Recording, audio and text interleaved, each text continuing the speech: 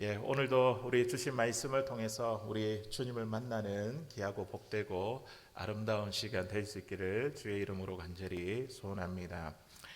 어느 교회든지 교회 안에 크고 작은 불만이 존재합니다.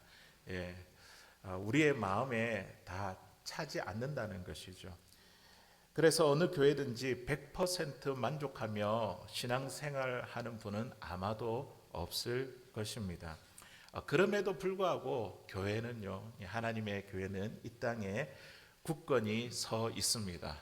문제투성이, 상처투성이인 이 교회가 곧 무너질 것 같아도 하나님은요 참 오묘하신 방법으로 그분의 교회를 이끌어 가십니다. 어느 목사님이 30년 동안 목회를 하고 지난 목회를 돌아보면서 깨달은 한 가지 사실이 있습니다. 그것은 바로 교회의 주인은 하나님이시다. 그것을 깨닫게 되었습니다.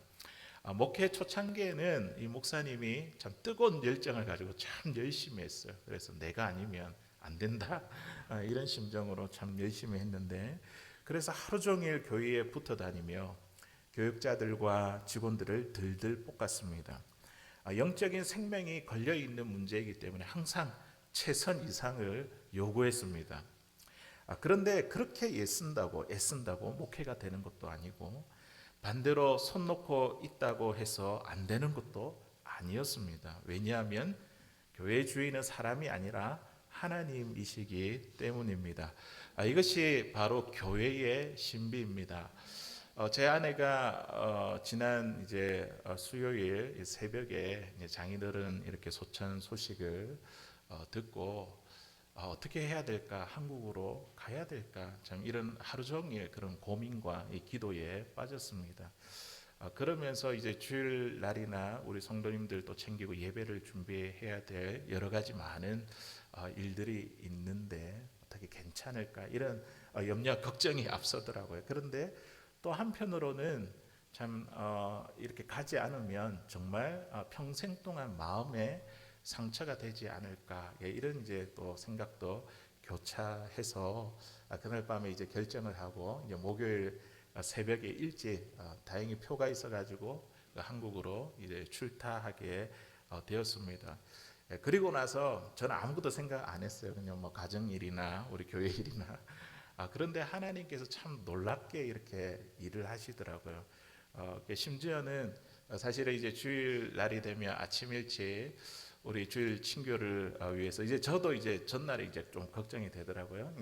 아침에 밥을 일부 예배를 드리고 식사하시는 분들이 계시니까 밥을 올려야 되는데 이게 걱정이 생기더라고요. 그래서 우리 친교부장 집사님에게 저녁에 연락을 하고 미리 준비를 다 해놨다 하시더라고요.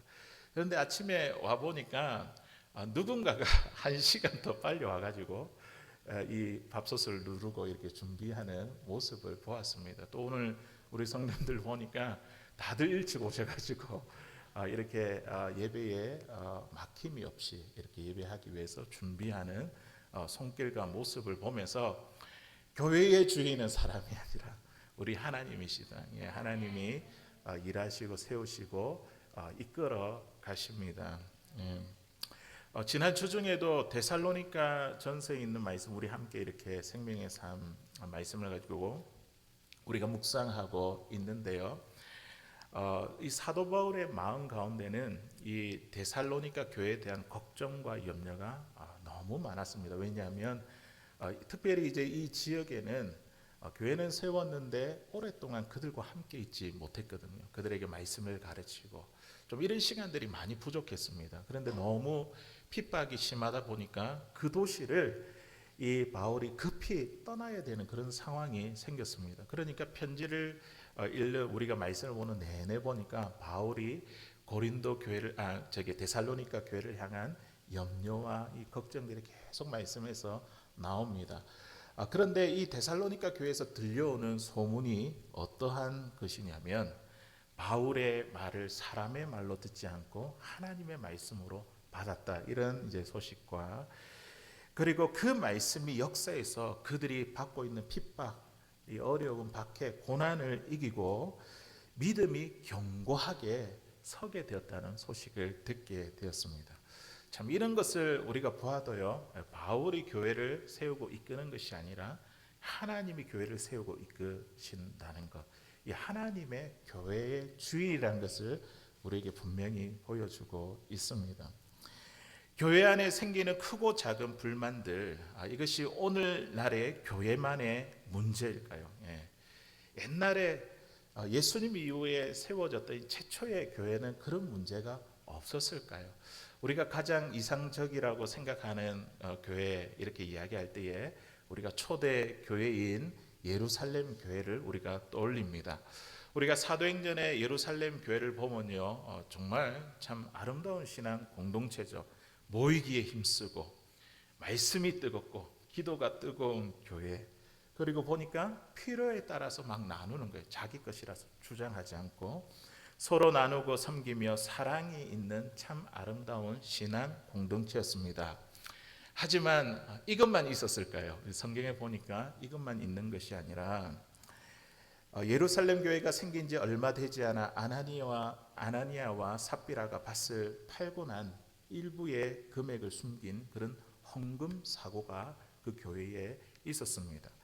그리고 헬라파 유대인들이 항상 자기들이 구제에 빠진다고, 그러니까 히브리파 유대인들을 원망하는 그런 다툼이 그 교회에 있었습니다. 그래서 그 교회에 7 집사를 세운 것이 아니겠습니까? 사도 바울이 세웠던 이방 지역에 있는 많은 교회들도 보면 얼마나 문제가 많은지 모릅니다. 우리 고린도 전서 후서에 있는 말씀을 읽어보면 그 교회 간의 성도들끼리의 큰 분쟁과 다툼이 있었습니다. 서로를 법정에다가, 세상 법정에다가 고소하는 그런 문제까지도 있었죠. 또 에베소 교회는요, 바울로부터 도둑질하지 말라, 음란을 버리라, 용서하라, 이런 강력한 경고를 들었습니다. 우리 성경의 제일 마지막 부분에 있는 요한계시록도 보시면 제일 처음에 이 소아시아 지역에 나오는 7 교회가 나오지 않습니까? 물론 그 교회 가운데 칭찬받는 교회도 있었지만 대부분은 문제투성이었습니다. 문제 있는 사람들이 모였는데 왜 문제가 없겠습니까? 문제가 나오는 것이 당연하죠. 다시 말해서 오늘날 교회에 존재하는 문제는요, 지금 우리에게 존재하는 문제는요, 어느 시대, 어느 교회나 다 있었던 문제들입니다. 이 땅에 교회가 존재하는 한 완벽한 교회도 없고 완전한 교회도 없습니다. 그래서 오늘 주님께서 이렇게 말씀하십니다. 우리 17절에 있는 말씀 우리 같이 한번 읽어보겠습니다. 시작. 예수께서 들으시고 그들에게 이르시되 건강한 자에게는 의사가 쓸데없고 병든 자에게라 쓸데있느니라. 나는 의인을 부르러 온 것이 아니요 죄인을 부르러 왔노라 하시니. 아멘. 자, 이 말씀이야말로 우리 예수님께서 내리시는 교회의 명료한 정의가 아니겠습니까? 건강한 사람에게 의사가 쓸데없고 필요없고 병든 사람에게 의사가 필요한 것이죠. 병원에 가면 환자들이 얼마나 많이 있습니까? 이 아픈 사람들에게 병원이 필요한 것이죠. 이처럼 예수님은요, 죄인들을 위해서 이 땅에 오셨고 그 죄인을 만나 그 죄인을 불러서 의인이 되게 하기 위해 우리 주님이 이 땅에 오셨습니다. 따라서 교회는 뭐 하는 곳입니까? 이 예수님을 만나는 곳. 죄인인 우리가 예수님을 만나는 곳이 교회이고, 그리고 그 죄인들이 예수님을 만나 우리 안에 있는 죄의 문제들을 해결받고 그 예수님을 따르는 곳이 바로 교회입니다. 그래서 예수님이 이렇게 이야기하는 거죠. 건강한 자에게는 의사가 쓸데없고 병든 자에게라 쓸데있느니라. 나는 의인을 부르러 온 것이 아니라 죄인을 부르러 왔노라. 우리가 완벽한 사람은 아무도 없습니다. 다 죄와 상처와 허물투성인 사람들이 오늘 우리가 이 자리에 모여 있는 것이죠. 오늘 예수님은요, 우리 중풍병자, 지난주 일날에 나눴던 이 중풍병자를 고치신 후에 바닷가를 거니시다가, 거기가 항구였던 것 같아요. 항구를 지나시다가 한 사람을 만나셨습니다.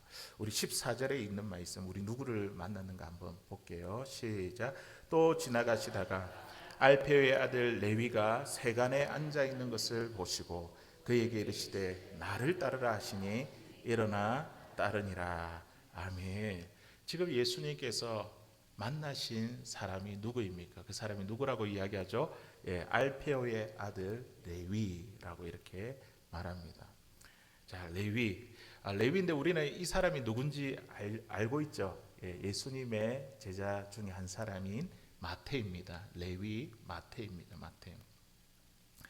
그가 지금 세관에 앉아 있습니다. 세금을 계산하는 일을 맡은 사람이죠.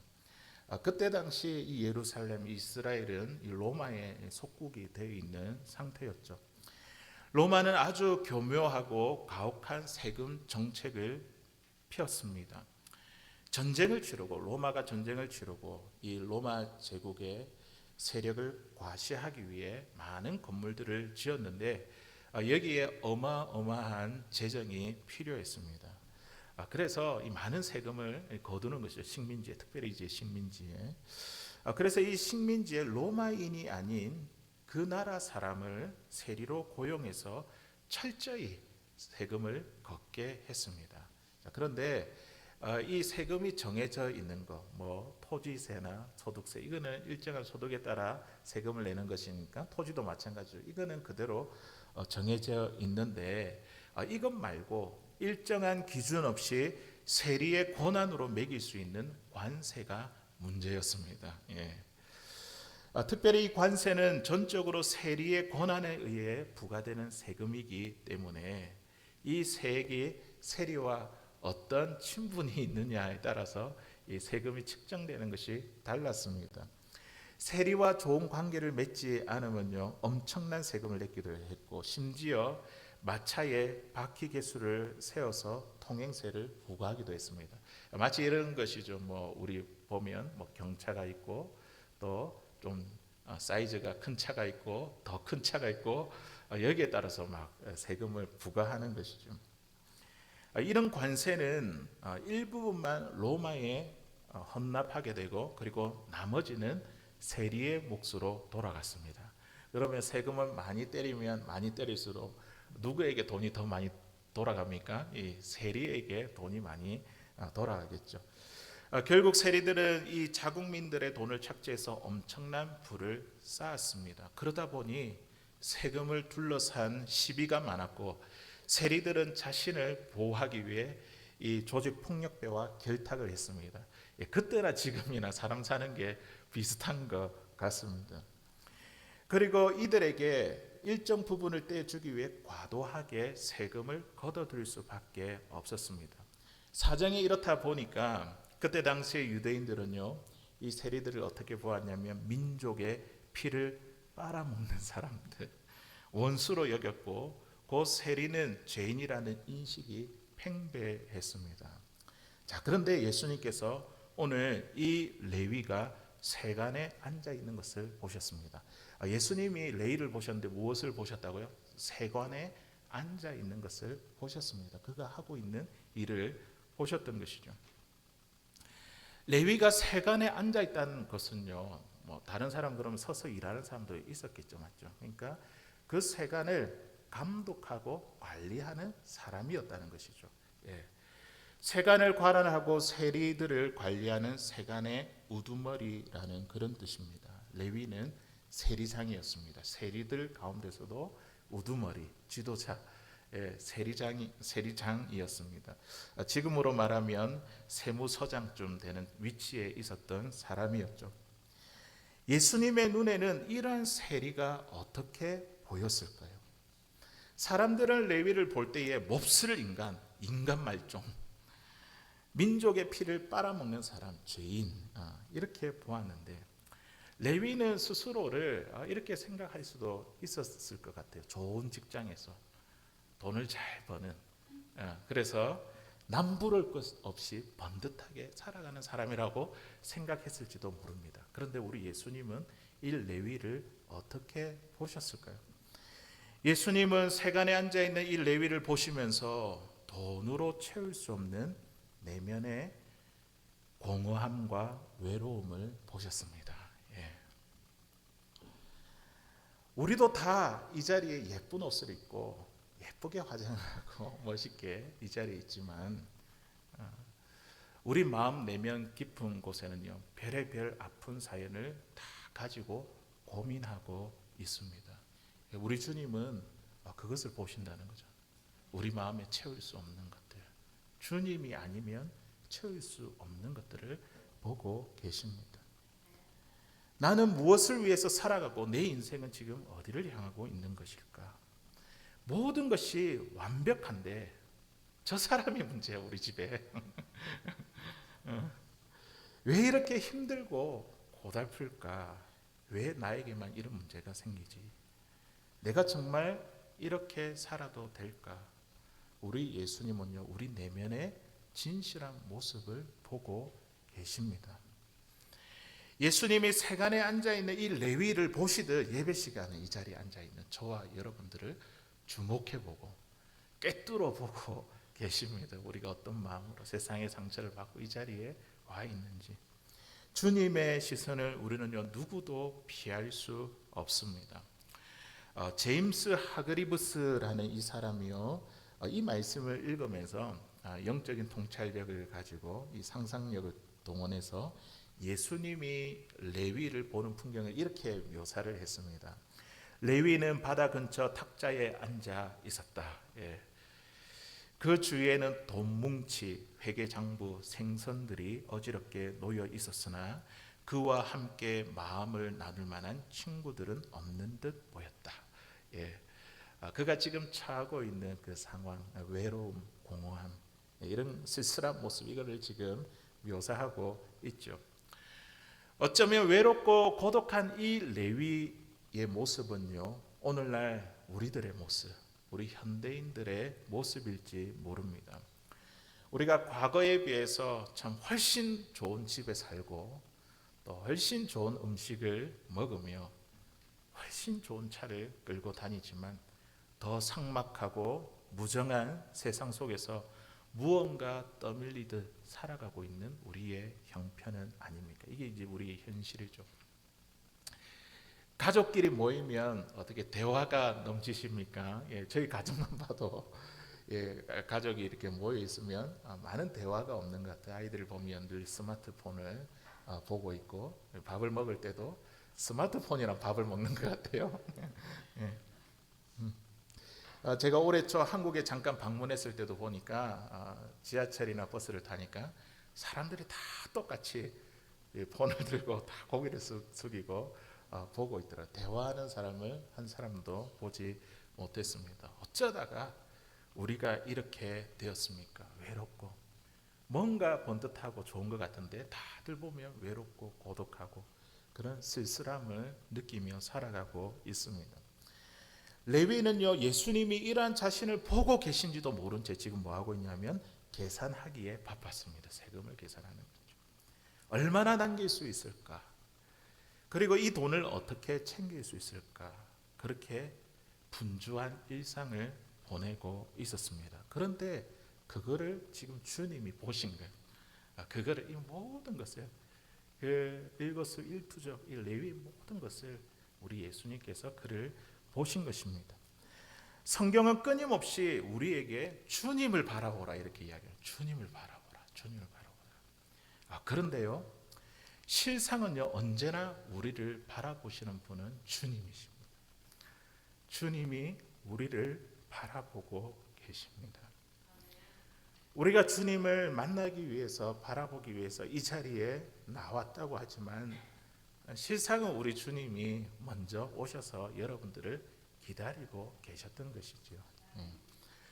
우리 주님이 우리를 향한 열심이 얼마나 크신지 아십니까? 우리 시편 139편 9절에서 10절까지 있는 말씀에 보니까요, 그 주님의 열심, 우리를 보시고 참 우리를 인도하시는 그 주님의 열심을 우리 느낄 수 있습니다.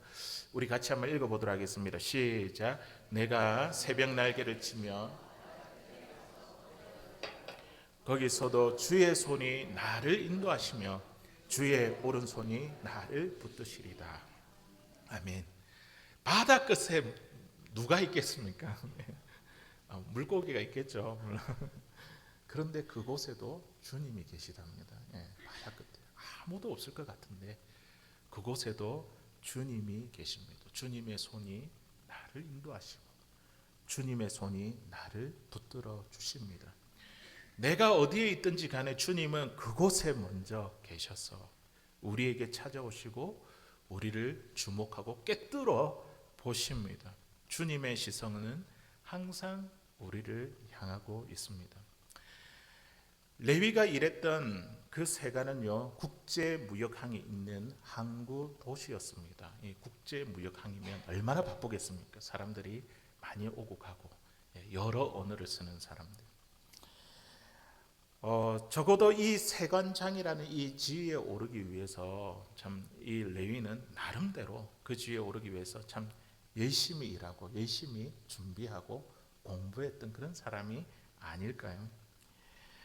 적어도 여기서 일을 하려면 아마도 3개 국어는 능통해야 했을 것 같습니다. 유대인이니까 이 히브리어는 이렇게 해야 되고, 그리고 그때 당시에 공통 언어인 헬라어, 이 그리스어, 그리고 그들이 로마의 식민 통치를 받으니까 로마어, 적어도 이 3개 언어는 해야 되는데, 그렇다 보니 공부도 나름 많이 해야 했습니다.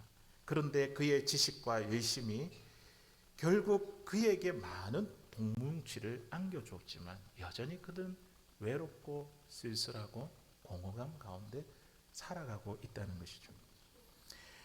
그가 가졌던 지혜는요, 그의 인생을 완전히 잘못된 방향으로 틀어놓았습니다. 이 방향을 고치기 위해서 예수님이 지금 그를 만나 주신 거죠. 우리 신앙인들에게는 특별히 지혜의 복이 있어야 됩니다. 지식이 아니라 지혜의 복이 있어야 됩니다. 지혜와 지식은 다른 것이죠. 우리 지식은 우리가 애쓰고 노력해서 습득해서 얻는 것이라고 한다면 이것을 유익하게 사용하기 위해서는 우리에게 지혜가 필요합니다. 그 지혜의 근본은 우리 하나님이시죠. 예수님을 만나야지 이런 지혜를 얻게 됩니다. 레위는 지식에 출중했는지 몰라도 그는 지혜가 없었습니다. 예수님을 모르니까 당연한 것이겠죠. 그래서 그가 쌓아놓은 이 지식을 가지고 그의 인생을 완전히 잘못된 방향으로 틀어 놓았습니다. 예수님을 모르는 그 지식으로 무엇을 하겠습니까? 맞죠? 나를 기쁘게 하기 위해서, 나의 만족을 위해서 그렇게 살아가겠죠. 우리 주님 모르는 사람들이 그렇게 살아가지 않습니까? 영원하고 완전한 지혜의 근본이신 예수를 알지 못하면요, 지식은 재앙이 되고 흉기가 되고 맙니다. 하지만 주님은 자비로운 시선으로 오늘 이 레위를 보시고 이렇게 말씀하십니다. 오늘 예수님이 세간에 앉아있는 레위를 보시고 지금 이렇게 말씀하시는 것이죠. 우리 14절 있는 말씀 우리 같이 한번 읽어보도록 하겠습니다. 시작. 또 지나가시다가 알페오의 아들 레위가 세간에 앉아있는 것을 보시고 그에게 이르시되 나를 따르라 하시니 일어나 나를 따르니라. 아멘. 그 방향을 완전히 바꾸잖아요. 예수님이 그를 만나셔가지고 어떻게 해요? 나를 따르라. 이제는 나를 따르라. 그러니까 어떻게 합니까? 자기가 갖고 있는 모든 걸 내려놓고 주님을 따라가는, 쫓아가는 삶을 사는 것이죠. 이게 바로 교회죠. 교회고 우리가 갖고 있는 신앙의 삶입니다. 교회를 간단히 정의한다면, 오늘 이 말씀에서 정의한다면 교회는 2가지를 하는 곳입니다. 첫 번째는 뭐냐면 교회는 예수님을 만나는 것, 주님을 만나는 것, 이것이 교회입니다. 그러면 2번째는 무엇입니까? 그 만난 예수님을 따르는 것, 그것이 교회입니다. 우리가 명확해졌죠. 교회에서 우리가 하는 일은 예수님을 만나는 것, 오늘처럼 이 레위가 예수님을 만난 것처럼 만나는 것, 그리고 그 예수님을 평생 따르는 것, 그것이 교회이고 그 역할을 감당하는 것이 바로 교회가 해야 되는 일입니다. 그러므로 이제는 교회에 오면요, 우리가 다른 일보다 하나님의 말씀을 듣고 그 말씀을 읽으며 예수님을 만나는 이 일에 전념할 수 있기를 바랍니다. 예수님을 만나는 일에. 그리고 내가 만난 예수님을 평생 내가 어떤 모습으로 따라갈까? 쫓아갈 수 있을까? 이런 운명을 건 씨름이 저와 여러분들에게 있어야 합니다. 오늘 말씀 바로 그 이야기를 우리에게 들려주고 있습니다. 우리가 교회에 모이는데 뭐 하는데 예수님을 만나고 그분을 평생 따르기 위해서 우리가 예수님을 배우고 가르치고 이런 일들이 우리의 삶 가운데 일어나는 겁니다. 예. 나를 따라오너라. 그러면 예수님을 따른다는 것은 무엇입니까? 내 삶의 전부를 주님께 맡기는 거예요. 예. 맡기는 거예요. 지금까지 세간의 일을 하면서 먹고 살기 위해서 돈을 벌기 위해서 살아온 그의 삶, 주님을 따른다는 것은요, 그 모든 전부를 주님께 맡기는 거예요. 내 인생의 주인이 이제는 내가 아닙니다. 내 인생의 주인이 주님이십니다. 그게 주님을 따르는 사람이죠. 내가 걱정하고 염려한다고 되는 것이 아니라 주님께 맡기면 주님께서 책임지시고 그 일을 행하고 이루십니다. 우리 주님은 교회의 주인이 되시고 저와 여러분들의 주인이 되십니다. 예, 예. 이런 측면에서 이번 9월 달에 우리 성경 공부반이 있습니다. 예, 우리 성도님들 기도해 주시고 예수님을 배우고 가르치는 일에 참 힘쓰게 해 주십시오. 그 일에 여러분들을 초대하고 초청합니다. 예.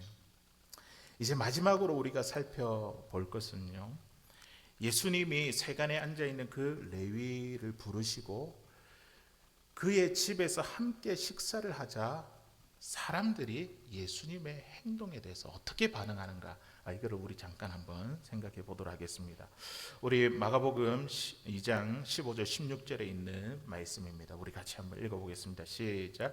그의 집에 앉아 잡수실 때에 많은 세리와 죄인들이 예수와 그의 제자들과 함께 앉았으니 이는 그러한 사람들이 많이 있어 예수를 따름이르라. 바리새인의 서기관들이 예수께서 죄인 및 세리들과 함께 잡수시는 것을 보고 그의 제자들에게 이르되 어찌하여 세리 및 죄인들과 함께 먹는가. 아멘. 이런 예수님의 반응, 죄인을 부르시고 그들과 함께 식사하는 이런 예수님을 보면서 지금 서기관과 바리새인들이 어떤 반응을 일으키고 있습니까? 어떻게 예수님이 유대인인데 저렇게 세리와 죄인들과 함께 식사를 하는가? 지금 그렇게 보고 있죠. 그때 당시 유대인들에게 함께 식사를 한다는 것은요, 단순히 밥을 같이 먹는 행위를 넘어서 이것은요, 깊은 교제를 의미했습니다. 우리도 마찬가지죠. 누군가에게 밥 한번 먹읍시다 이렇게 이야기하면 무슨 뜻입니까? 예, 배가 고파서 밥 먹자는 것이 아니라 함께 교제합시다. 예, 당신과 교제하고 싶습니다. 이제 이런 뜻을 가지고 있는 것이죠. 예수님을 레위를 부르신 후에 그의 집에 들어가서 세리들과 죄인들과 함께 식사를 하시고 밥을 먹으시고 그들과 함께 교제를 나누셨습니다. 그런데 바리새인들과 서기관들은요, 예수님이 어떻게 죄인들과 서기관들과 함께 밥을 먹는지 따져 물었습니다. 그런데 이 본문에서 우리에게 이야기하는 게 뭐냐면 누가 죄인인가? 그런 질문을 우리에게 던져주고 있죠. 누가 죄인인가? 예수님과 함께 식사를 하는 세리와 죄인들이 죄인인가? 아니면 그렇게 말하고 따져드는 바리새인과 서기관들이 죄인인가? 누가 죄인인가? 참 아이러니한 것은요, 죄인이라는 정의를 다른 이가 아닌 바리새인들이 이 죄인에 대한 정의를 내리고 있습니다. 자신이 죄인인 것을 미처 깨닫지 못하는 바리새인들이야말로 진짜 죄인이 아니겠습니까? 사람들은 모두 레위를 향해 민족의 혈세를 빼앗아가는, 그래서 자기의 배를 채우는 파렴치한 인간이라고 그들에게 손가락질을 했습니다. 그런데 예수님은요, 그런 레위 안에 있는 또 다른 가능성을 보았습니다. 그리고 그를 불러 제자를 삼으시고 그 부르심에 순종한 이 레위는 나중에 어떻게 해요? 복음서 가운데 가장 먼저 적혀진 마태복음의 저자가 됩니다. 사랑하는 성도 여러분, 사람들의 평가에 낙심하지 마십시오. 사람들의 평가에 흔들리지 마십시오. 사람들은 우리를 볼 때에 저 사람 실패자다, 패배자다, 실수투성이다, 어리석다, 부족하다, 낙오자다 그렇게 평가할지 모르겠으나 주님은 우리를 보실 때 우리 안에 가능성을 보십니다. 레위를 보시던 그 사랑의 눈빛으로 지금 저와 여러분들을 주목해 보십니다. 예수님은요 레위 안에 있는 마태를 보셨습니다. 이 마태가 아람어인데 그 뜻을 살펴보니까 하나님의 선물이라는 뜻을 갖고 있더라고요. 마태, 레위를 보시며 마태를 발견하셨습니다. 예수님은 베드로를 부르시고 보시면서 그를 게바라 그랬죠. 게바, 아람어로 반석이라는 뜻입니다. 반석을 발견하셨습니다. 네 믿음 위에, 신앙 고백 위에 나의 교회를 세우겠다. 우리 주님은 그렇게 저와 여러분들을 보십니다. 예수님은 그 누구도 알지 못하는 우리의 모습을 포착하시고 그 가능성을 보시며 저와 여러분들을 부르셨습니다. 오늘 우리 이 레위처럼 그 주님의 부르심에 우리가 반응하여 즉시로 일어나 그 주님을 평생 따르기 위해 그 예수님을 배우고 가르치며 살아갈 수 있는 사랑하는 저와 여러분들 다 될 수 있기를 주의 이름으로 간절히 소원합니다.